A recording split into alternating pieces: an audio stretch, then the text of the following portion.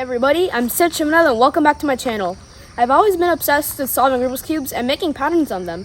As a matter of fact, I can solve the 2x2 through 10x10 Rubik's Cubes. And in this video, I'm going to be making the numbers 1 through 10 on my 9x9 Rubik's Cube here. And if anybody wants to see a tutorial video, just press the like and subscribe buttons and just write that you want it in the comments below and I'll be sure to make one. Now let's check out those numerical patterns.